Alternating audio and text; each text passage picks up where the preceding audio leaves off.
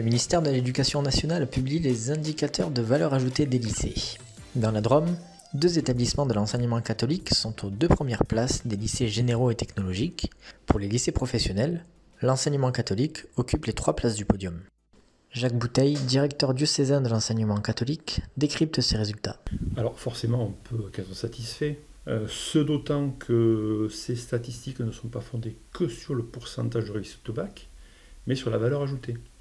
Et que du coup, sont atténués et pondérés les effets qui sont liés au public accueilli, qui peut être un public plus favorisé socialement et plus favorisé scolairement, autrement dit qui a fait un meilleur parcours au collège, qui a peut-être aussi, qui est issu d'un milieu qui culturellement est plus favorisé, et ça va souvent avec, pas toujours mais assez souvent, socialement, donc économiquement. Donc je crois qu'il faut les prendre pour une photo de la réalité, voilà. Cependant, ce n'est pas notre visée unique. L'idée n'est pas de truster un petit peu comme le classement l'indique cette année en 2024, les premières places à la fois pour les établissements généralistes comme pour les établissements professionnels, ce qui peut peut-être être un peu une surprise. Notre valeur ajoutée, nous ne la mettons pas que là-dessus, même si pour les parents, c'est sans doute la première qu'ils attendent. Nous la mettons sur la manière dont est transmis, vécu dans nos établissements, notre caractère propre.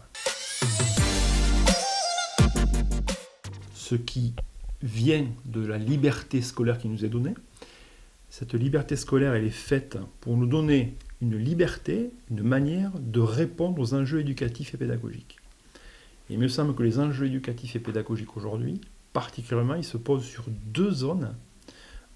Il est important de donner à nos élèves une faculté de discernement, parce qu'il dit dans une société où tout est possible, tout est accessible, et le choix individuel prime. Donc il est essentiel d'avoir cette qualité-là. Et deuxièmement, nos jeunes ont besoin de sens. Il ne s'agit pas simplement de leur donner une bonne formation, un bon niveau. Il faut aussi les éveiller à la place qu'ils pourront tenir dans la société et quelque part à la société qu'ils ont envie de construire. Je le pense, sinon on n'utiliserait pas, on ne réclamerait pas une liberté éducative. Je pense que, si vous voulez, comme le dit notre pape François, tout est lié.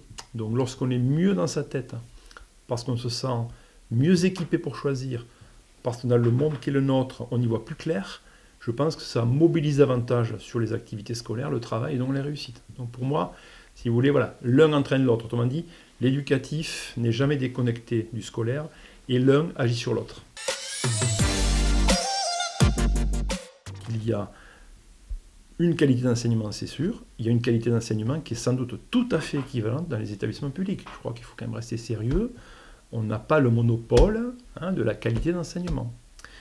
Je crois que sans doute, ce qui nous différencie, qui est un autre aspect du caractère propre, qui est le caractère privé, c'est qu'effectivement, les enseignants se sentent attachés à leur établissement et que par conséquent, tout ce qui peut être de l'ordre du suivi des élèves, de l'accompagnement et de la réussite est une valeur, un repère qui est dans l'esprit de tous.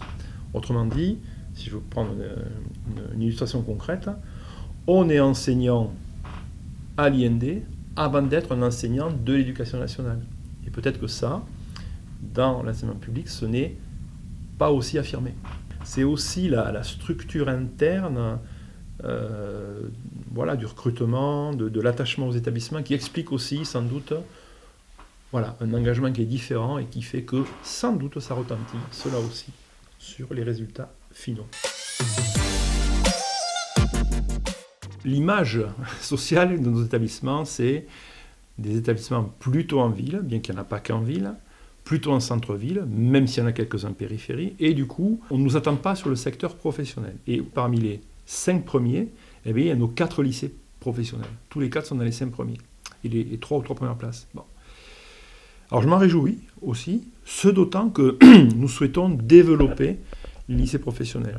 Il y a de la demande, et je pense que quand on évoquait le suivi, parce qu'on s'adresse effectivement à une population souvent qui au départ est moins scolaire, la qualité du suivi fait sans doute aussi l'explication de ce classement.